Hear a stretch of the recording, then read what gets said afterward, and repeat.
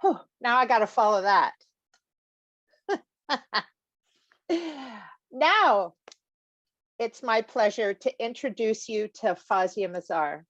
We claim Fauzia because she is a graduate of the program, 2005. Fauzia earned her first BA in economics from Pakistan. She completed a second BA in psychology and her Master of Social Work with specialization in community, policy, planning, psychology. And sorry, I lost my spot here because the print is small. And a postgraduate certificate in leadership and management from Wilfrid Laurier University. Fauzia is also a proud graduate of LWR's Community Leadership Program and has over 20 years of experience in local social profit sector. Much of it is in leadership and management. In 2010, Fauzia joined hands with a handful of women in KW to start the Modest Initiative to empower Muslim women to be leaders and change makers, able to address stereotypes and misconceptions about Muslim women through community outreach, bridge building, which is now known as the Coalition of Muslim Women. CMW has seen exceptional growth in Fauzia's leadership as its executive director, which you are the very first executive director of the organization, Fauzia. Congratulations. And they've seen that growth in a very short period of time. Fauzia's competence in turning creative ideas into full-fledged projects, her ability to secure resources for the projects, and her flair in aspiring others to lead are just a few of her gifts that have benefited CMW. At her heart, Fauzia is an educator, and I think that'll come through loud and clear today. She's developed and delivered college-level courses, professional trainings, including a training on understanding and countering Islamophobia, which includes a significant portion on implicit bias. Fauzia and her family have owned small businesses since her arrival in Canada. Their first venture was a retail establishment that they bought almost as soon as they arrived in Canada and ran it for 5 years. Lessons learned from this venture helped them successfully launch their second family business, Continental Driving School, which is thriving small business in Waterloo region with expansion and other locations planned for 2022. And Fauzia, I'm sending my soon-to-be 16-year-old son your way. On a personal note, Fauzia is a mother of four wonderful adult children, and 3 amazing grandchildren. She loves people, politics, planning, Christmas movie, Pakistani music, and cricket. She's an optimist who likes a good laugh. I also want to say that Fauzia is one of the most open collaborators I have ever had the pleasure to work with in this community. So, and you'll see her sense of humor today, I'm sure. Thank you so much, Fauzia. I'm going to turn it over to you. Thank you so much, Diane. You're setting the bar so high. Fauzia already set the bar. Fauzia A already set the bar very high, and now you're setting the bar even higher. So let's see what happens. Okay, so I will share my slide deck in 1 second.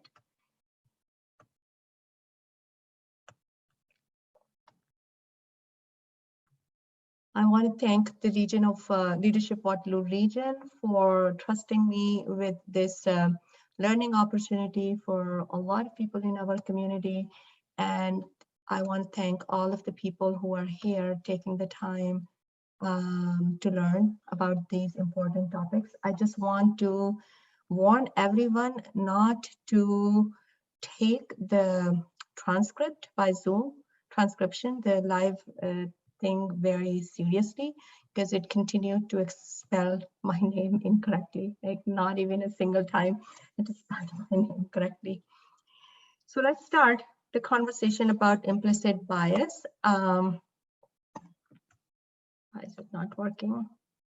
Technology. So here's our agenda for today. When I started building this presentation, I thought it would be very important to actually talk about a lot about the working of the machine itself. If we want to be able to master how are we going to use any machine. So for implicit bias, in terms of understanding how can we address it, it's really important that we understand the process itself, why we have implicit bias. So I spent a lot of time doing a lot of information gathering and slides on what implicit bias is, how it is formed, and everything. But of course, I became too ambitious when it comes to time. So now what we're going to do is we're just going to go quickly through the first set of slides, not spending a lot of time on them, which is basically understanding implicit bias. And we'll focus more on the activity and also the tips, the techniques or the tools to deal with implicit bias. So with this, Bethan, are you ready? So Bethan has a poll for you that you can find in the chat section. So basically, if you just click on that poll and vote for the picture that you like the most from the likability perspective. And yes, you cannot vote for all three. You have to vote for just one.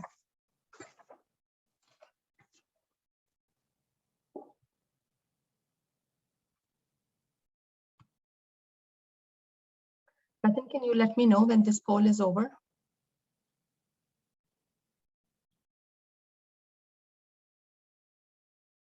We're getting there. I have the pleasure of watching the live voting happening as I everybody don't is. see it. Okay, if I click on the poll, I'll be able to see it as well, correct? I can share the screen if you'd like. Okay, so then I have to stop sharing. Yes.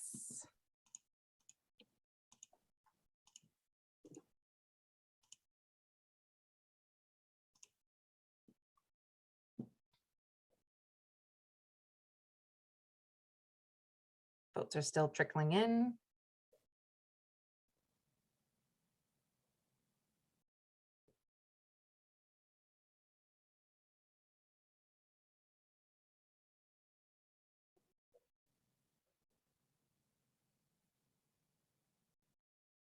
I'm ready. I think that's it. I think that's our final. That's great.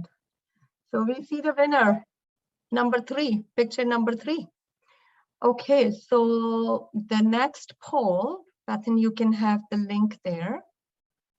Now you have to try to help me which picture should go on my LinkedIn profile. Give me 1 second and I'll share that. Actually, you should be able to access it through the same link. My apologies.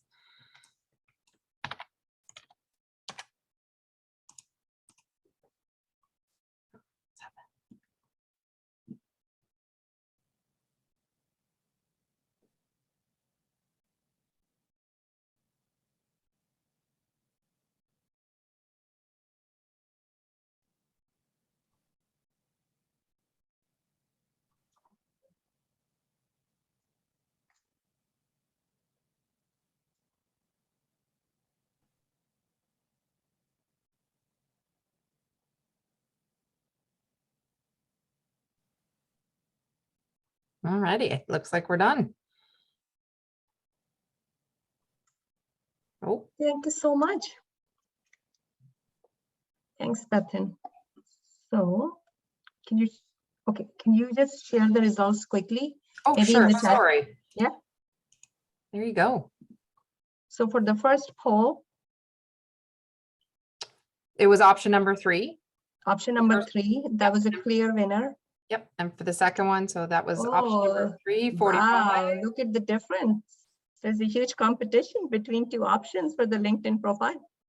Yep. That's amazing. Thank you so much. No problem. Okay, There you go. so let's just talk about this a little bit. Did people have to evaluate the pictures for the second poll differently?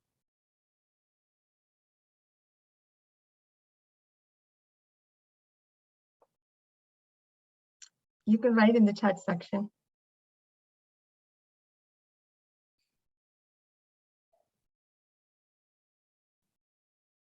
A lot of people would say yes. Okay, we see I choose number one both times. Yes, but we definitely saw the result, right? There was a tie between the two pictures.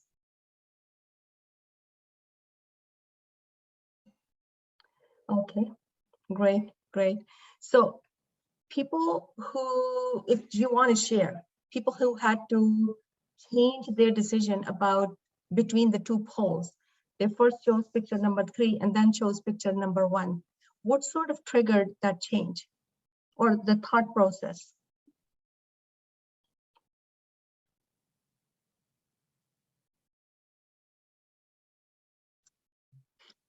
I truly just went with the one that spoke to me, which was number 1. You were standing up tall, and you just the beautiful smile that you had, and I thought that one spoke to me, so I chose it twice. What was more important, is standing up tall or the beautiful smile? Both. You Both? just you just spoke to me, and I could relate to you on that level. So both spoke to me. Perfect. And I see a comment that I chose 3 both times because if it looked both professional and attractive. Yeah, more professional look for the second question, definitely. I think most of us, as soon as I ask the question, this is going to go on my LinkedIn profile. When I'm making this decision, I look at my pictures 100 times as well, right? And why is that?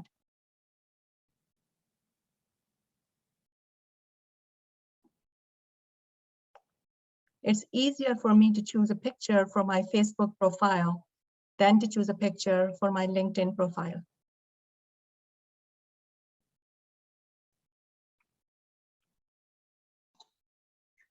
Anybody?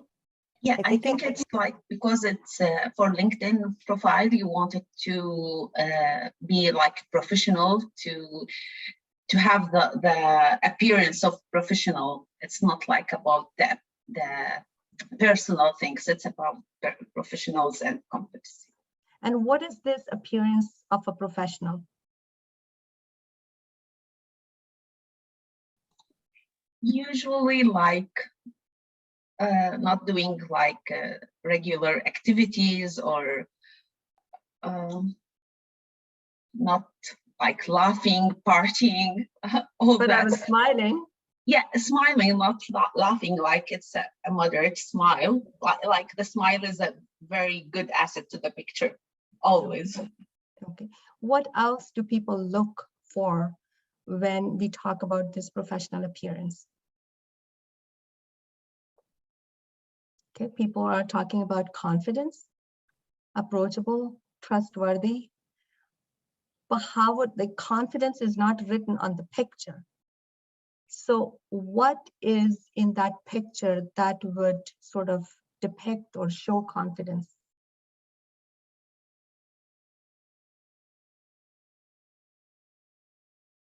Standing tall?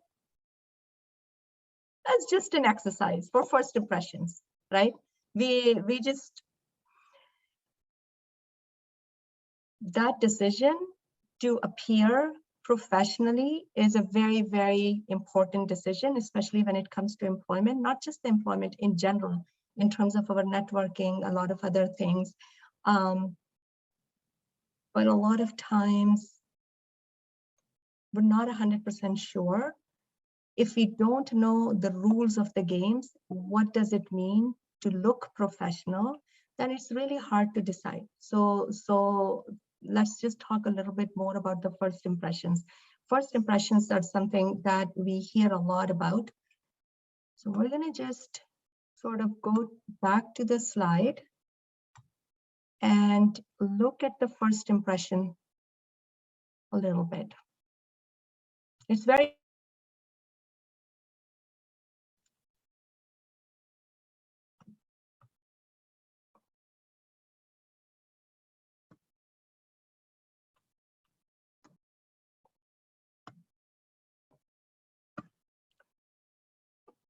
So unpacking our first impressions a little bit.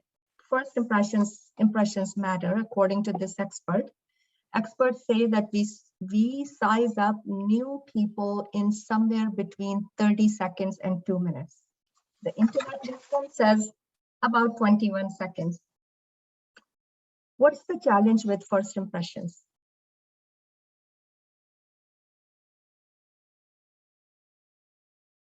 Just anybody, like, I don't have the access to chat. Okay, let me open the chat.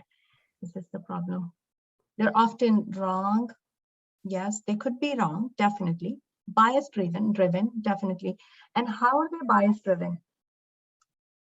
Because we already have an idea about what it means to be confident, what it means to be friendly. Friendly, we're looking for certain cues in the pictures to decide whether or not this person, or when we meet with person in person, and deciding whether the person is friendly, whether the person is approachable, whether the person is confident, a lot of these things. But really, they're not first impressions, because we already have in our heads those mental associations about what it means to be confident. So if this person has a different way of showing their confidence, it's not going to meet our definition of showing confidence, and that first impression is just going to be a deceiving experience for us. The other thing is this mental associations that work behind the first impressions, although they're called first impressions, are very, very, very context driven. They're driven by the upbringing, by our cultural, like, sort of context and everything. So they can mean very different things for different people in different parts of the world, in different cultures. So that's another important thing to remember. And also, we might think that these mental associations are more sort of involuntary or maybe evolution based. Maybe they're very, very, like, universal, but they're not. We know this, that they're not. People show the same, like, for example, eye contact can be seen as depicting two very different sort of experiences in different cultures, for sure. I'll tell you very quickly my own story of first impression, sort of like bad experience of first impression. So in my first employment experience in Canada, one time, we had a very small team. So one day we all decided that we're going to bring our wedding, like, whatever pictures that we want to, not just exactly wedding, but whatever pictures that we want to share up from our lives. So I brought some of my wedding pictures. And while I was showing them, one of the person in the room right away looked at my picture and said that, wow, like, you look so submissive. I'll tell you, I felt really insulted. At that time, I didn't understand why he was saying submissive. And I asked him why, because I was so proud of those pictures. I thought I looked beautiful from the perspective of, how I grew up and everything. And I was very proud of those pictures, at least. And then he explained that because I was looking down, and that's why I looked submissive from those pictures. And that also talked about how in other parts of the world, especially like, where I come from, women are generally more submissive. The society wants them to be more submissive, that sort of stuff. You know what? I don't like hearing. I didn't like hearing that day, and I won't like hearing this today. And you can see the problem with the first impression, because the first impression wasn't the first impression at all. There were already mental associations made with what the eye contact or the absence of eye contact or anything like that would sort of be associated with a person like me. So let's go to the next slide and talk about what are these mental associations. So mental association is pairing of an object with a feeling and emotion. So it's just not about pairing two objects together. It could be like when we see food or any sort of object that reminds us of food, we feel joy, we feel happiness, the food that we like, not everything. So that's the next stage. So we feel the joy when we think about, for example, peanut butter and jelly. It's not universal, of course, but a lot of times, or any foods that we like. It's sort of a little bit universal that we don't have the same feeling about broccoli. We should be, but we don't. The feelings, emotions in most cases drive the decision making. That's another challenge. So it's not about the actual object. We're not focusing on the actual object. We're focusing on the feeling and the emotion that it evokes in terms of our decision making. Is it a good idea for us to eat this food or not? Is this a good idea for us to talk to this person or not? Is this person going to be a good candidate to work in our company or our organization? All of this is driven mostly by emotions and not really focusing on the object itself. And why are we doing this day in and day out? Because we needed it for our survival as a race, right? We didn't have time when our ancestors lived in their initial sort of settlement on the planet. They didn't have time to focus on objects, right? Like they had to make life-changing decision within a fraction of a second, whether they should fly or leave the spot, fight, whatever they need to do. They needed to do it very, very quickly. So that pairing with the emotion, especially when it comes to fight and flight response, was very important for our survival as a race. And that's why it has continued to exist with us. And can anybody put a couple of examples of mental associations in the chat section? What do people think about price and the quality of anything that we want to buy? The higher the prices, the more we think it's going to be better quality wise. What are some other mental associations?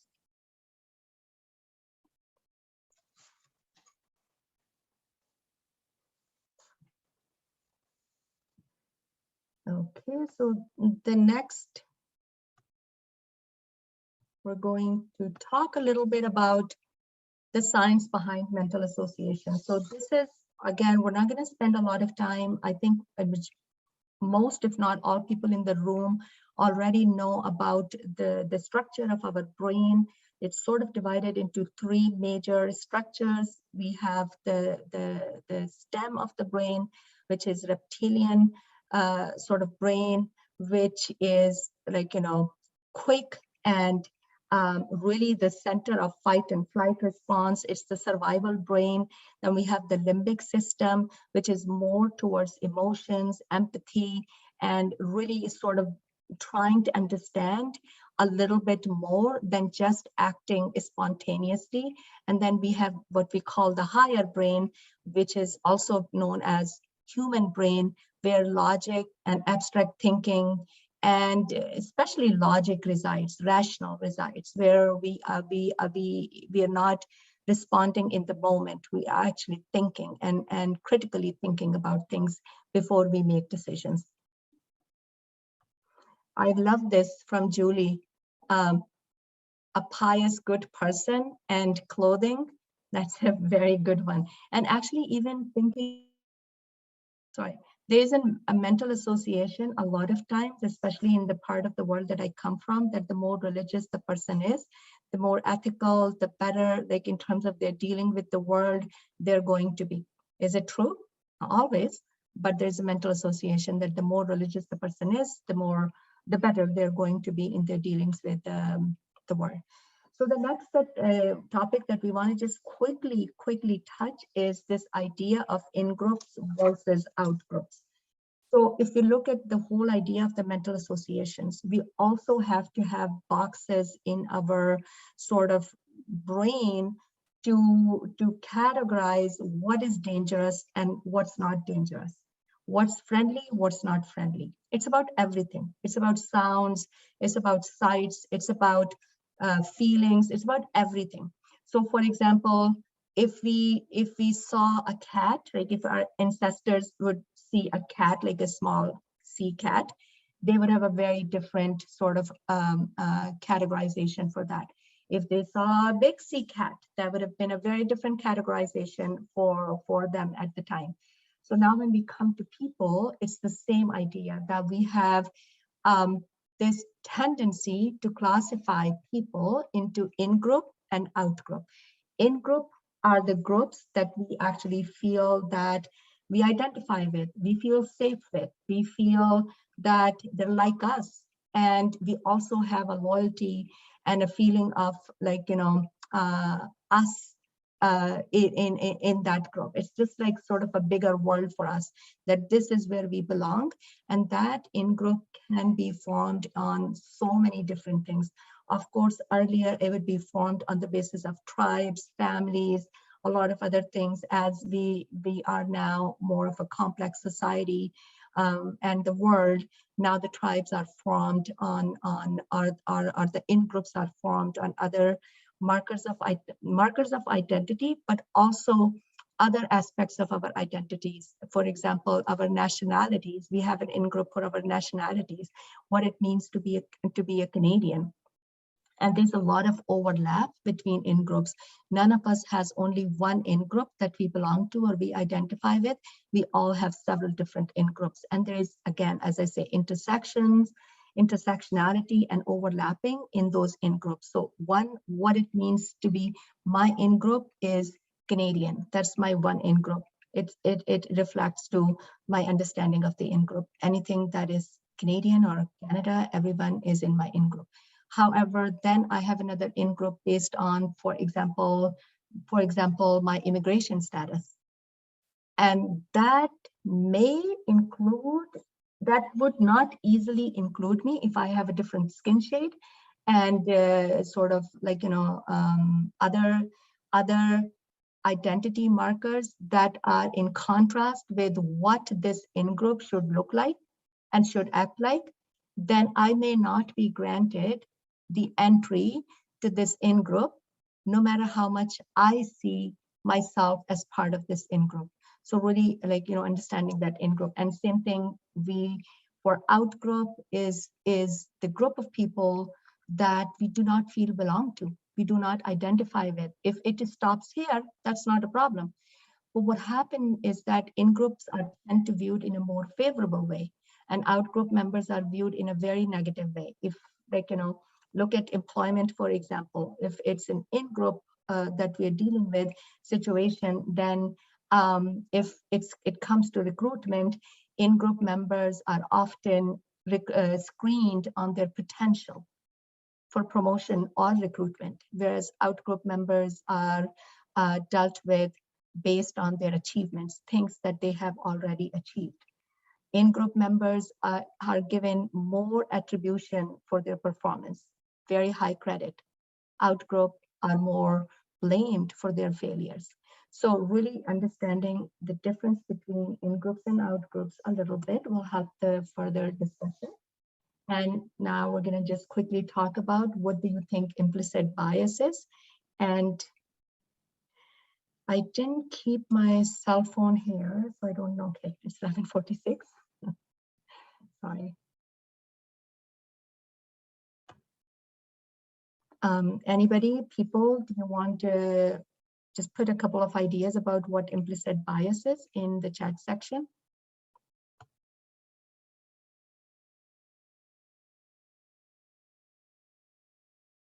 Yeah.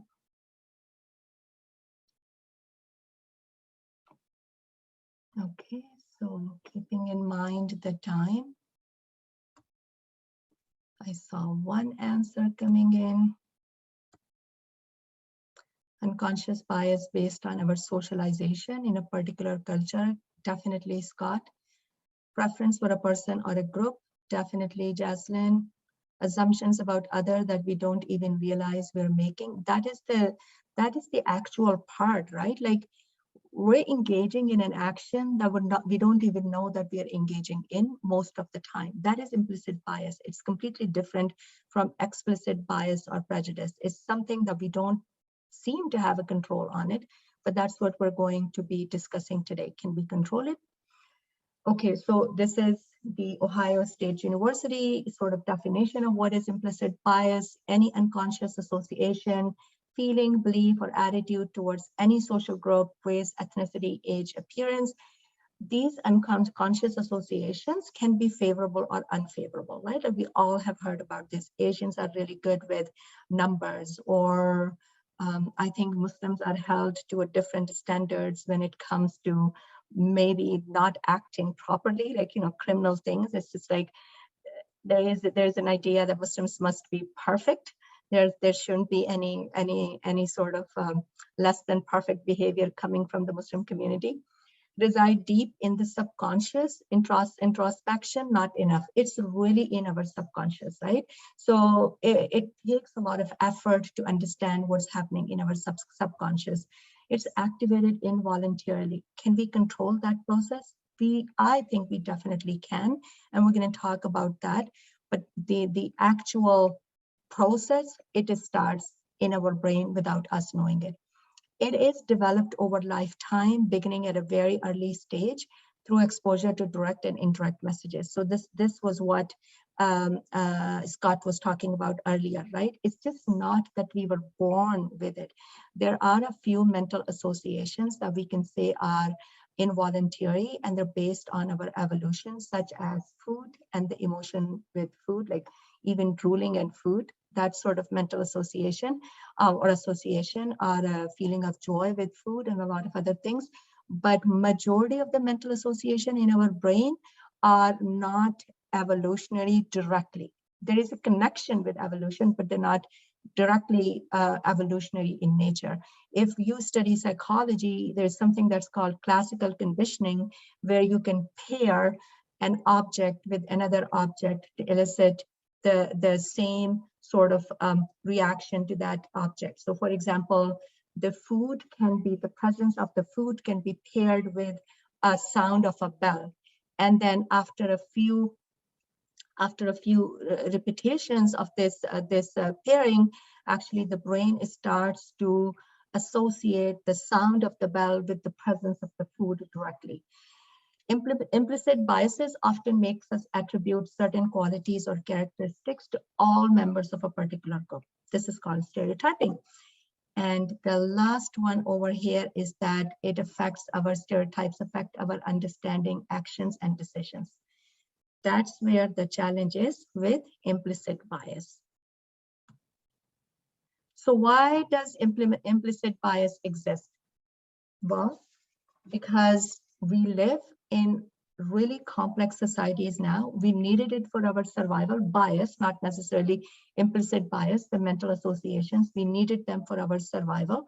Now we live in more complex and diverse societies, but our brain is still looking for patterns, for quick decision making. Our downstairs brain or our lower brain is looking for really patterns where it can fit a lot of things in one box, label it with one thing, and just sort of associate a new experience with the label of this box and just move on with decision making.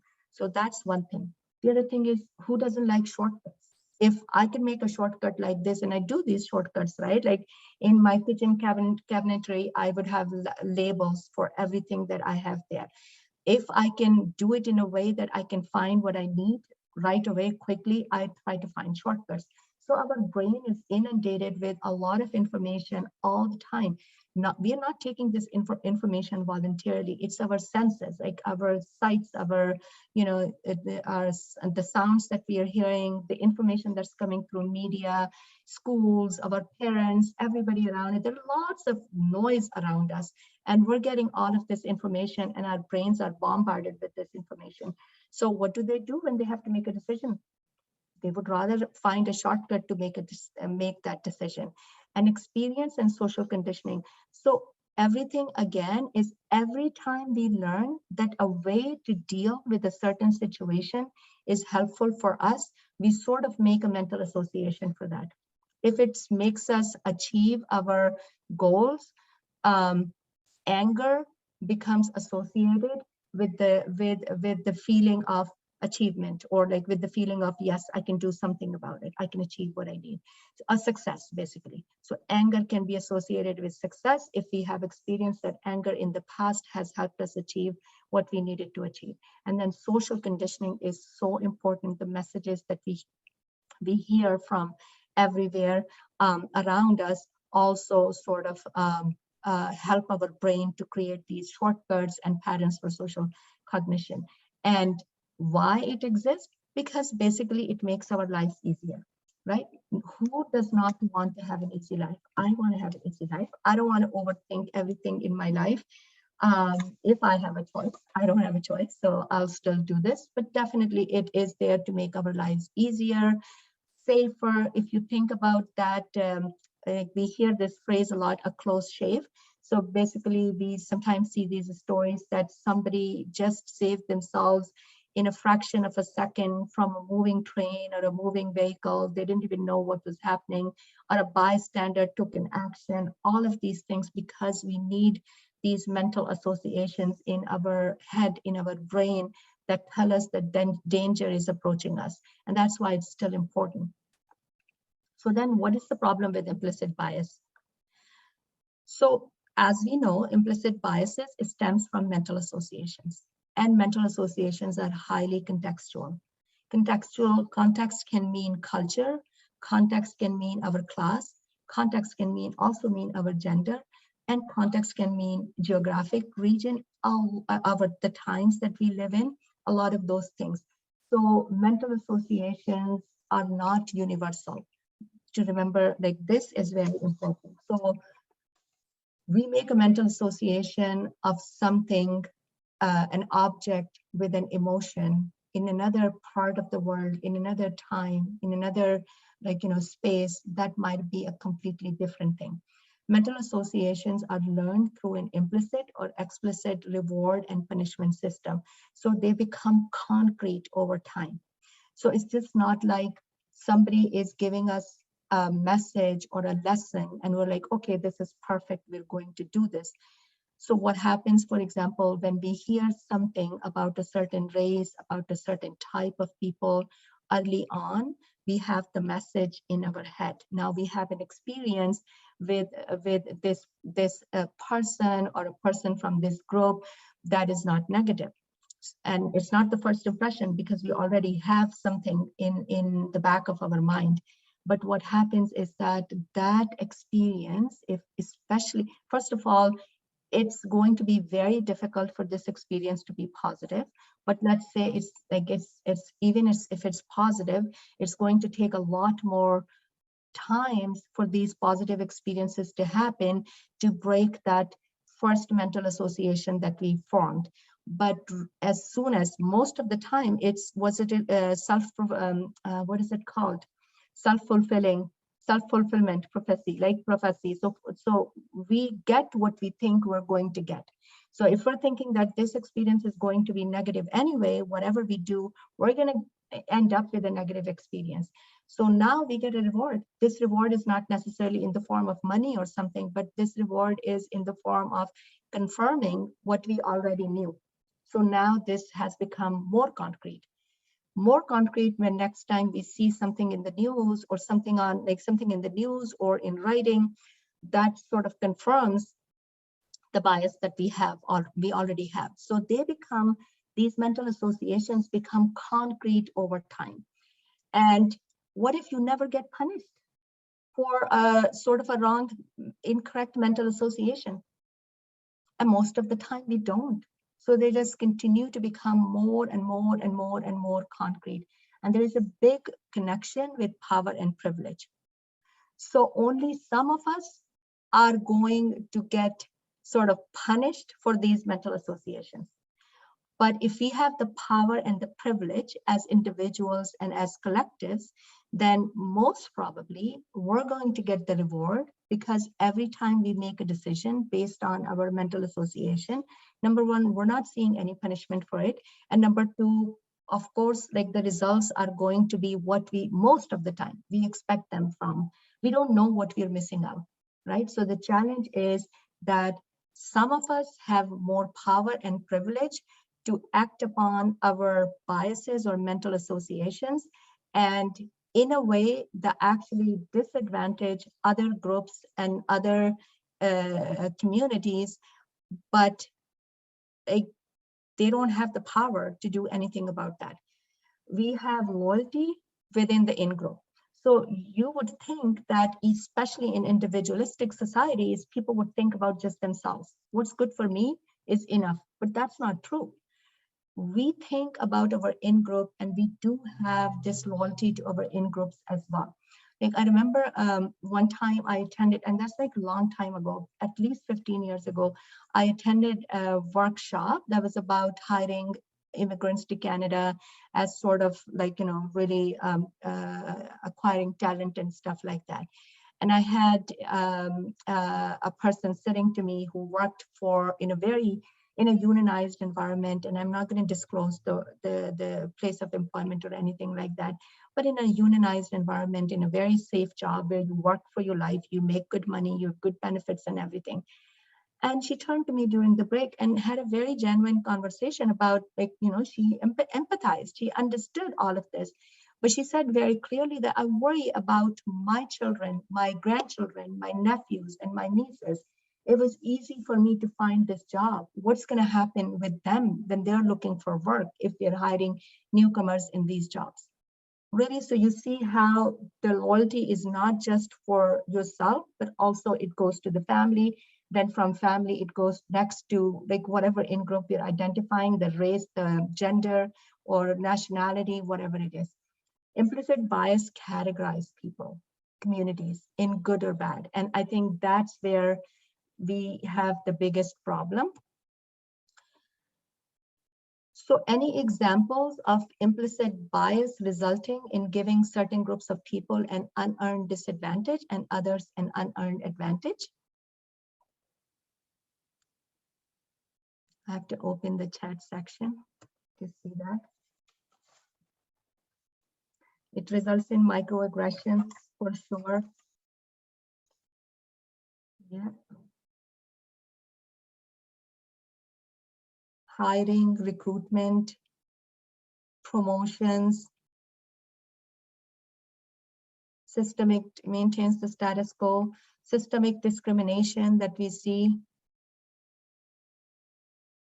Yeah, it's who you know, not what you know, definitely. Thank you, Julie. Social status.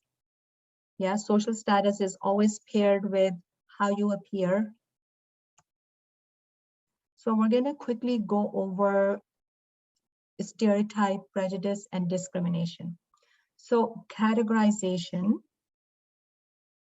happens. When categorization happens, we call it stereotypes. This is our brain putting a group of people in one box and labeling it. And labels could be anywhere from lazy to efficient to rational, irrational, but a lot of time they're in binaries. Mostly, I would say they're in binaries. You're either lazy, you're not lazy. You're either efficient, you're not efficient. You are rational, you're a team player, you are a troublemaker. All of these things, a group of people, groups of people are put under these labels that are binary labels.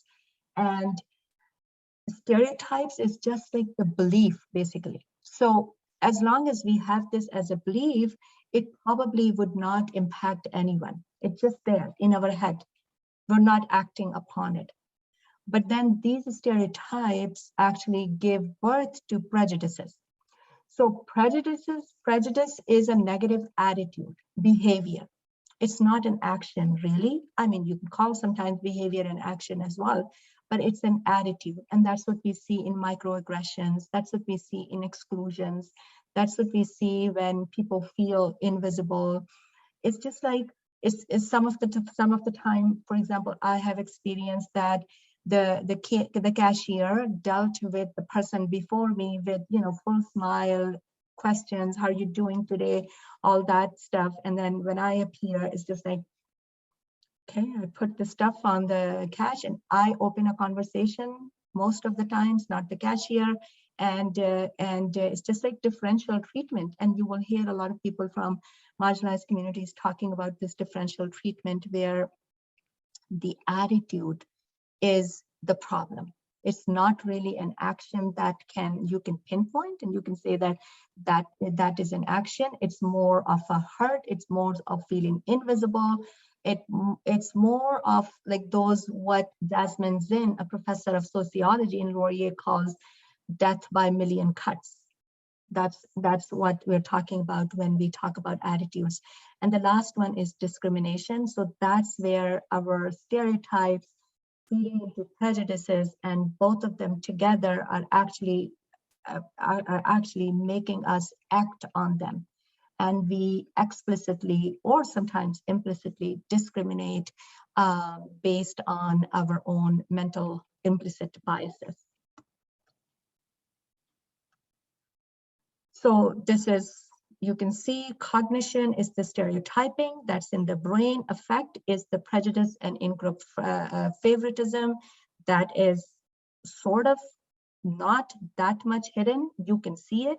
Actually, it's very little hidden. You can see it, not you, but the people on the receiving end are able to see it for sure. And then behavior discrimination, which is really, really hard to hide even from yourself if you are the person who is engaging in that sort of behavior. So with this, we're gonna try now to do a group exercise together, which I've always done with a very small group of people. So let's see how this is going to work out today. So you see a keyhole over here, and I'm reminded of Fauzia's words earlier, Fauzia's word earlier, where she talked about the truth has three sides. The significance of having a keyhole over here is that when we see the world that we don't know, we're only able to see that world through a keyhole most of the time. We're not able to see the full world. And here, this is sort of the basis of this exercise. It's about stereotyping. And this very, very legendary TED Talk actually talks about the danger of a single story. The single story creates stereotypes. And the problem with the stereotypes is not that they are untrue. They may be true, we don't know. But that they're incomplete. They make one story become the only story.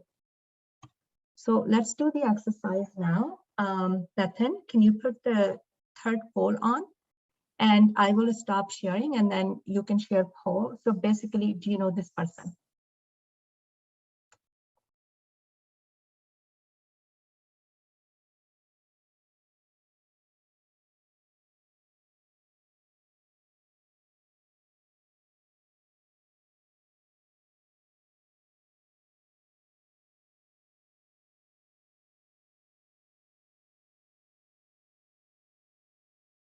Can you do on the, can you use the poll, everyone?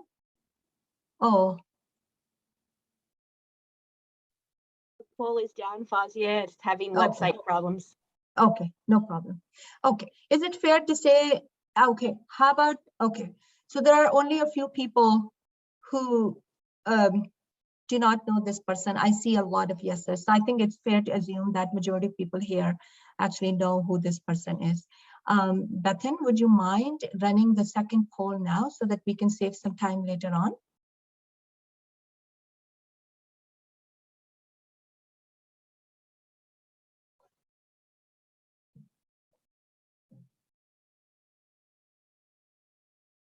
We'll see if that one's working and their website might be down. Okay, We'll give it a go. check it out, people. No, the site is still down. Yeah, that's awful timing for that to happen. Okay. Can you just sort of put the poll on the screen like you did before? Sure, 1 second. That's very sad. Technology. It's very sad. Technology failed us today. Yeah. Quickly, 1 second.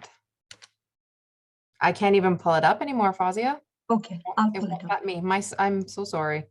Okay, no worries. We'll Would you like me to share the photo that you had sent me? No, it's okay. I'll just share my slide now, my slideshow now.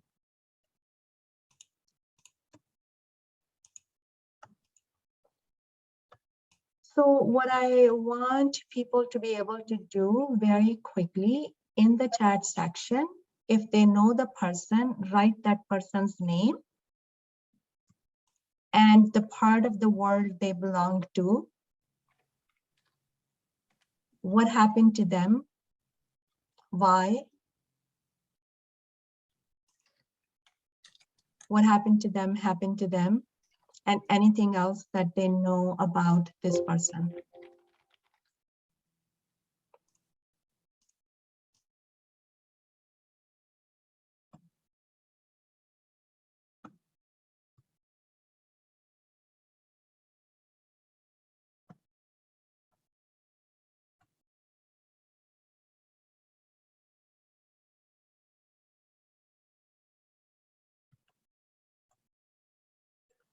Malala stood up for education for girls. Malala, yes, this is correct. Okay, Malala Yousafzai, Afghanistan was victimized by the Taliban when the Nobel Peace Prize, now speaks around the world, stood up for education for girls. Okay, shot at age 15. Perfect. And she was shot because she stood up for education for girls. Okay, so what do people understand about, so if I say Afghanistan is actually wrong, she is not from Afghanistan. Is there anybody who wants to correct that fact? Anybody knows? What's the country of origin for Malala?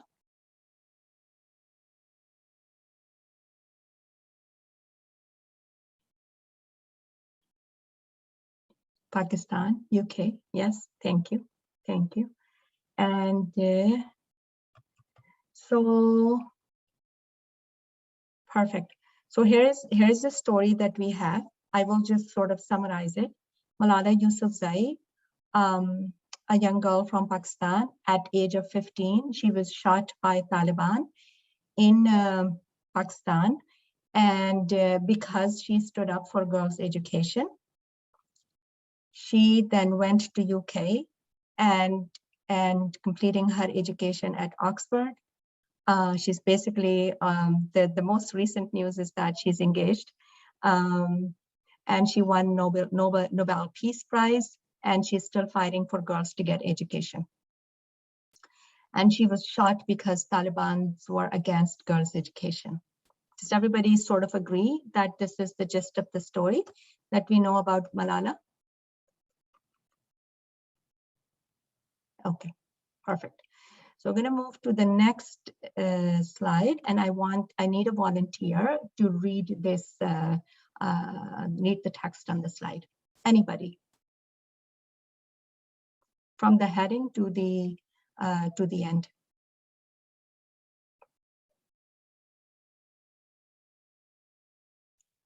Fauzia, there's no text on the screen. It's just the No, photo. you don't see anything on the screen? We just have the photo still. Oh, let me do it again. Technology is not our friend today. No, not at all. Okay, can you see it now? Yep, all good. Okay, you can read it. You're my volunteer.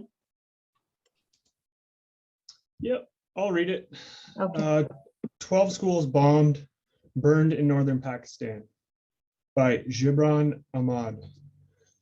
Peshawar, Pakistan, Reuters. 12 schools, 8 girls and 4 boys' schools were attacked by bombs and set on fire overnight in a northern Pakistan district where Taliban-linked militants opposed to girls' education are active, police said on Friday. No group immediately claimed responsibility for the attack, but Pakistani Taliban and allied Islamist militants who regard girls' education as anti-Islam have been attacking thousands of schools for young women in northwestern and northern parts of the country. Thank you, Ben. So, You're welcome. So what are you thinking about the earlier story now that we had? Do we need a little bit of rewrite of that story after reading this text, after listening to this text?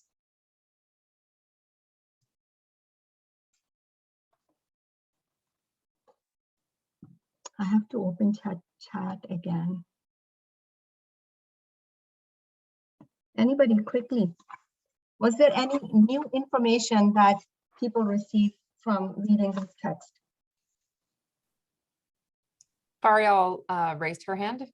Yes, go ahead. I can't see a lot, honestly. Bethan, feel free to moderate. So the new information is that that the Taliban attacked. It wasn't just Malala. There was other children involved in this attack. So there's this misconception that she was the only one who was, there was an assassination attempt on, and they attacked multiple people. It wasn't just Malala. You're right, but this article is not about that. Basically, she was targeted for assassination. That Yeah, part she of the was. story is 100% correct. Other girls who were with her also got injured, Yeah. but she was the target of the assassination attempt for sure. So anybody else about new pieces of information from this text? I'll add that it's for boys' schools as well. So it was not just the girls' schools, which is surprising. Yeah, and now we read the whole thing again, and let's just analyze how much in this small paragraph is actual news and how much is the mental associations or biases or opinions, whatever we want to call, those things are playing out in that. What is the actual news in this?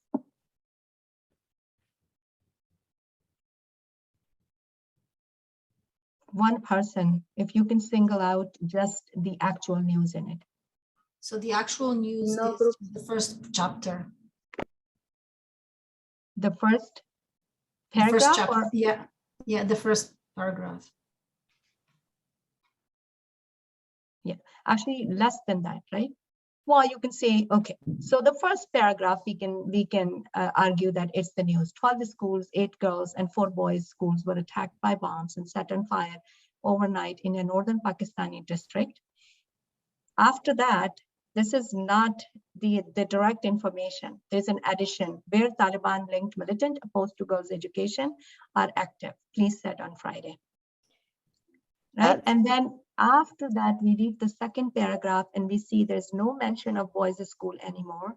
There's no mention of, like, you know, there's definitely right away an association made with the girls' education and Islam, and really like making that as association, as we can see, is based on whatever the person or the group is already thinking about.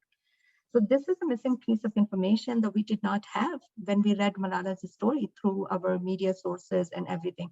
Not that it was missing, but the challenge is that we weren't able to read it. This is a mainstream news outlet.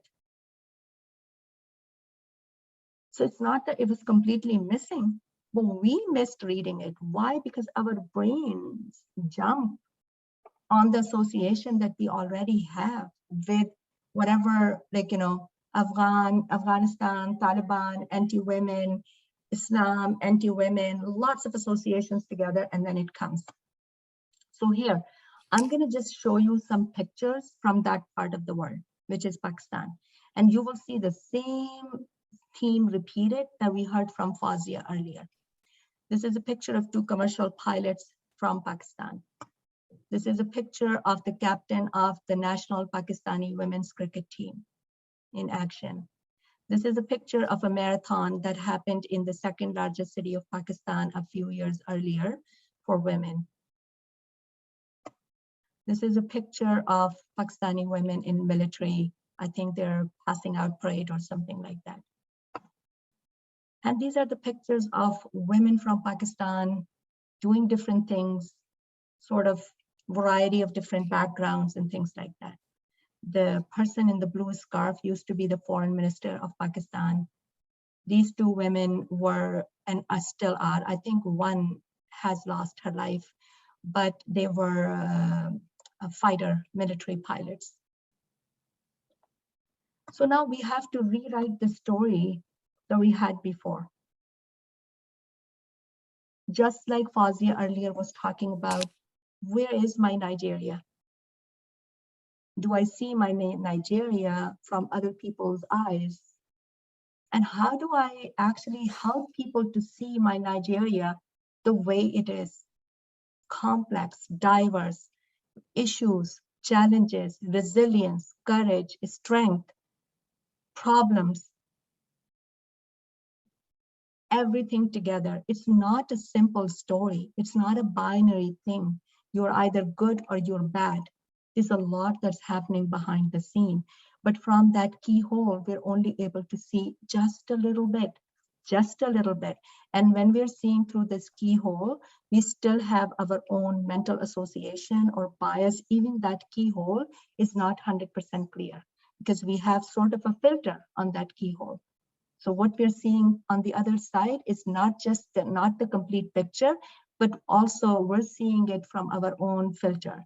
And people who are writing those stories or painting those pictures are seeing it through their own filters, right? So really, that's why it's so important to look at stereotypes.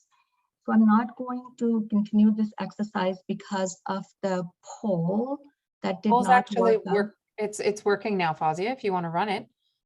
I think we're just going to move to the Okay. solutions now. No It's worries. good. But my hope is that we all are able to rewrite Malala's story a little bit and understand what role different things played in understanding Malala's story as a single story for her, for other women in that part of the world, for men and women and everybody else in that part of the world, and for that part of the world in general, what story was created and why that story was created the way that it was created. So now we're going to move to some solutions. Isn't that good? Okay, that's that.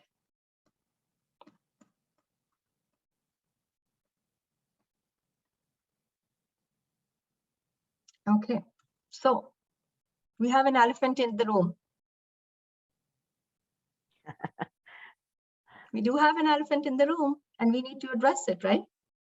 So if you remember the early picture earlier, the picture of the brain that I shared with the lower brain and the higher brain, this is the psychologist Jonathan Haidt. I'm sorry, I won't be able to pronounce his last name. There's a whole theory that he has about this idea of elephant is the automatic emotional brain that we have.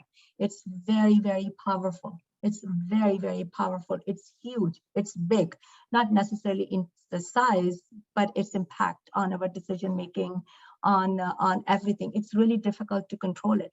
And rider is the conscious, verbal thinking brain. So what are you thinking now? Can we tame the elephant? Or how can we tame the elephant? Who has more power, rider or the elephant?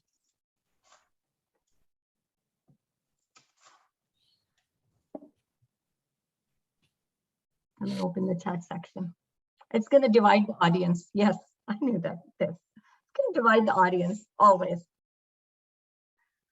But you know, no matter how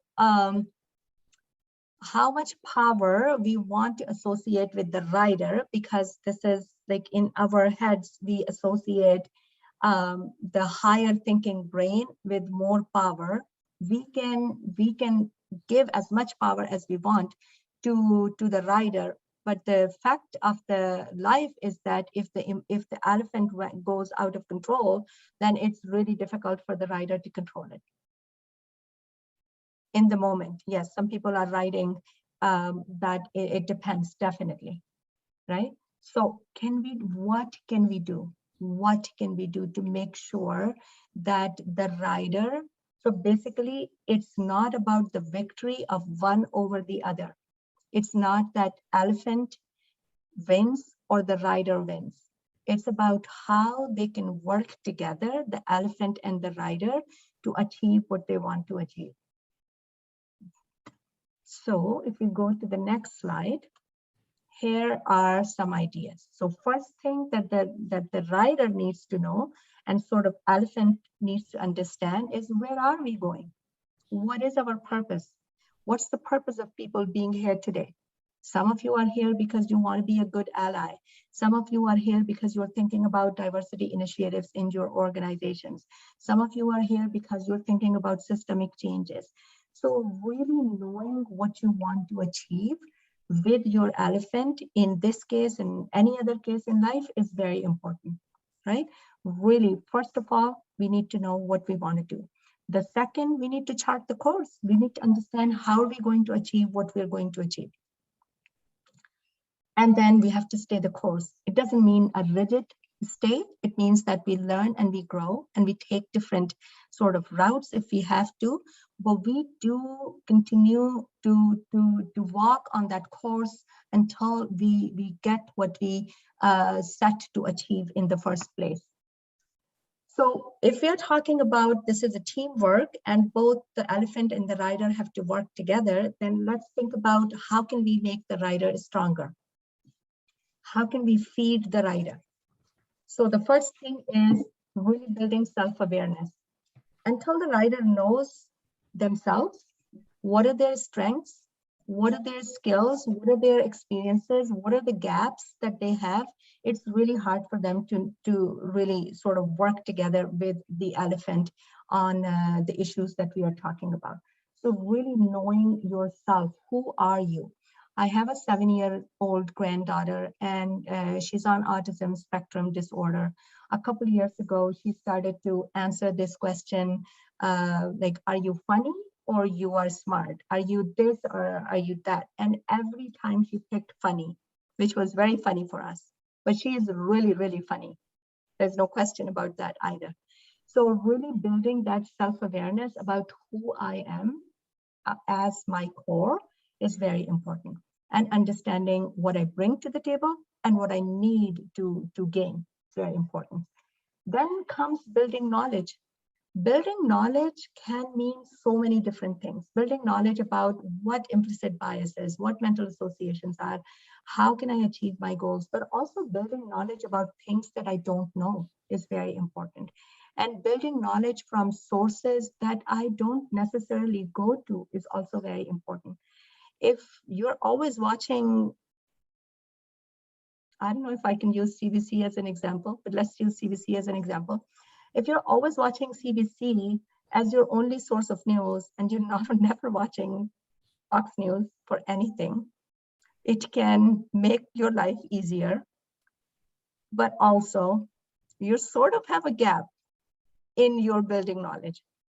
I'm not advocating for people to tune in to Fox News all the time, but basically the idea is we have to get our information from different sources, even those sources which we don't necessarily agree with. Really, like our brain should have the capacity to absorb knowledge coming from very different sources and then help us make decisions based on everything together. And we need to engage in difficult, even intimidating conversations. We're really thinking about growing this critical thinking brain, feeding this critical thinking brain. How can we feed our critical thinking brain if we're always looking for comfort, if we're always looking for conformity, if you're always looking for confirmation? We cannot. So we really have to feed this rider with giving the rider information and sort of challenges where the rider can grow through those challenges. You have to practice critical thinking skills, lots of whys, always. Why am I thinking this way? Why this news article missed this piece, which was right there in the first paragraph?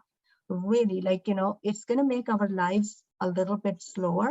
We would need more focus on things while we're getting information in, but that is going to go a long way in terms of feeding the rider. That we look at things not in one glance, but we engage with things. We engage with information and we ask questions. We avoid confirmation bias and look actively for the arguments against your own ideas, right? Like this is how the rider is going to learn what elephant is thinking. We should practice mindfulness, really, and we should be a reflective being, which means a lot of time, a lot of us were good with reflection after something has happened. And a lot of time when we talk about reflection, we think about reflection after something has happened.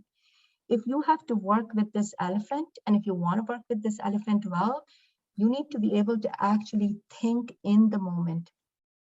Think in the moment, almost like when you're looking at yourself from an external space and thinking, what am I thinking? And what is the elephant thinking? Where are we going right now? It's something that needs practice, but that can happen if we can train ourselves to slow down.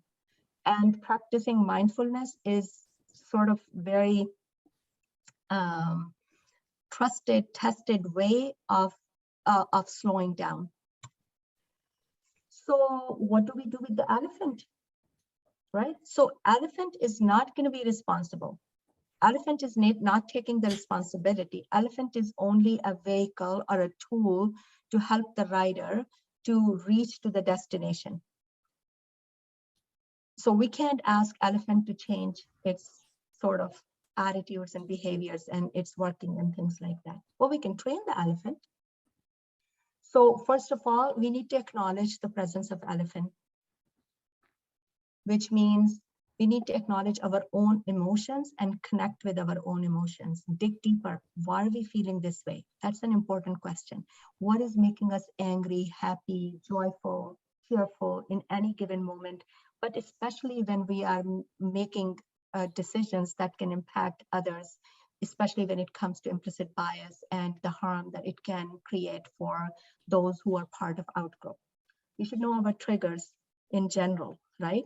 Because what these triggers do is that they put the elephant in the control all of a sudden. Now the elephant has the control. Think of triggers as a tool for the elephant to use to regain the control. Do you want to give full control to the elephant, or you want to keep the control to yourself? So if you know your triggers, the rider has the control. Try your brain to increase the automated response. Train your brain. So this automated response that we talked about, fight and flight, most of the time we don't need it anymore for our survival. Most of the time, sometimes. So train our brain, have strategies in terms of how we can slow down this quick response, the gut feeling, the first impressions, all of these things. Slow down these things. We can. We don't have to make a decision right away. We don't have to send this email the 10 seconds after we receive this email that has triggered us, for example. Really, it's important. And then negotiate for some time with the elephant. So acknowledge your emotions, and sort of that will give you that space to ask for some time. Just tell yourself, I'm very angry. I'm not going to respond to this right now. Or I'm making a mental association with this person, and I may make a mental association for this person which is not favorable to them. So I'm not going to make a decision about hiring or not hiring them today. Question and buy some time for yourself. And then when it comes to decision making, allow your head and heart to have a conversation with each other before you make a decision. Include the elephant in the decision making. Don't make a decision without elephant. Do it together. That's the most important thing. And expand your in-group as much as possible. So befriend with people and communities from out-groups. Form new common identities. So new experiences of what it means to be Canadian, for example, can change the mental association with who looks like a Canadian in terms of what we generally think a vast identity. It can change that. If we are attending, for example, a new Canadian oath-taking ceremony, if we are congratulating or celebrating, let's say, a colleague who has just recently become a citizen, that can start expanding our in-group. Now our in-group has a new overlap that it doesn't always have to be white. It doesn't always have to be a person who is here from 7 generations. It can be someone who is very new, really form new common identities with people.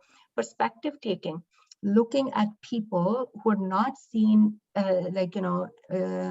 traditionally as part of in-group and talking to and taking their perspective on life.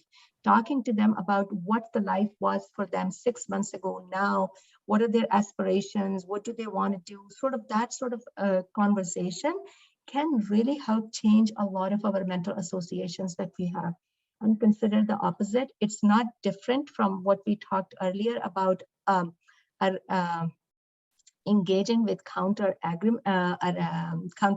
arguments. Really, that's the idea. When we have a mental association, let's say lazy and a certain population, look intentionally for the proof. To prove the other way, that no, this population is not lazy. And that can help. So this is my last slide. I know we're done for time. So we're just going to go to the last one. So this is a big study, and I can send the study, the link for people to read it. It's very, very interesting. They actually tested various different intervention strategies to minimize the outgroup effect, or to basically address implicit bias. And these are some of the strategies that they found most effective. And I would not go over again all of this. We have already talked about all of this, but I just want to ask one question to finish this conversation. Which one of this you think came out as most effective strategy? And chat is fine.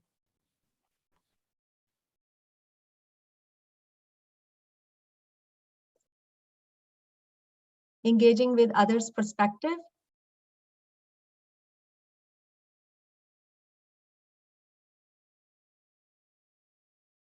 Yeah, keep going. Yeah.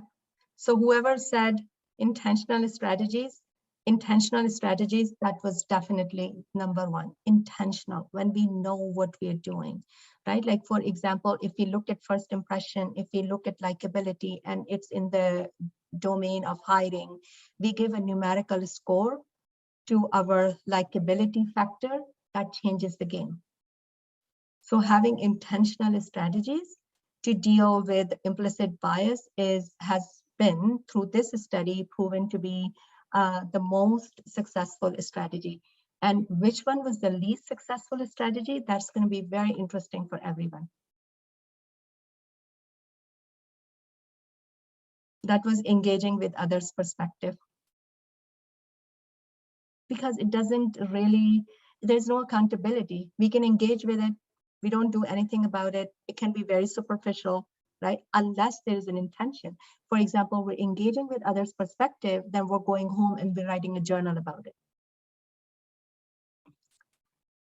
Thank you, everyone. I'll stop here. It's 12:36. I'm so sorry.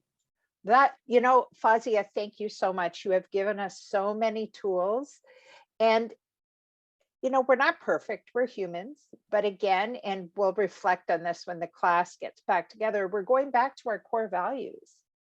Like, don't let those dominant emotions, give your time, why? Question yourself, question why you think that way. What experiences have I had? Or it's just hearsay. It's always a pleasure to see you. And then thank you so much, and continue the wonderful work you do with the Coalition of Muslim Women. We'll continue to be cheerleaders for the organization. And everyone, follow the coalition on social media. You have a great social media presence, lots of resources, and on every platform.